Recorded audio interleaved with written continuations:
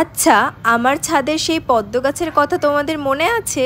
যারা আমার সাথে শুরু থেকেই আছো তারা তো জানোই যে এই পদ্ম গাছে প্রথম টিউব কিন্তু লাগিয়েছিল আমার বাবা। প্রচুর প্রচুর ফুল উপহার পেয়েছি এই গাছ থেকে। তবে যেহেতু গাছের জায়গাটা একটু কম হয়ে যাচ্ছে, মানে ওদের তুলনায় গামলাগুলো তো ছোট হয়ে গেছিল, তাই জন্য বাবা ভাবলো যে ওদেরকে একটা খোলামেলা জায়গায় বেড়ে উঠতে দেওয়া যাক। তাই বাড়িতে থাকা এক বহু বহু পুরনো লাল গামলাতে বাবা ওদেরকে স্থানান্তর করলো।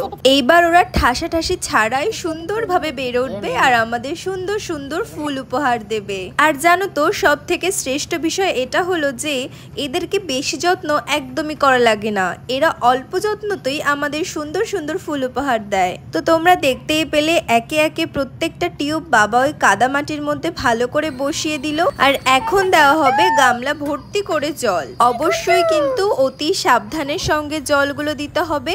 আর দেখতেই পারছো যে বাবা কিভাবে জল দিচ্ছে। আর এই পাশে তো আমি ফোন নিয়ে ভিডিও করছিলাম, আর পাশের ছাদে দেখো ঘন্টু আমার ভিডিও করছে।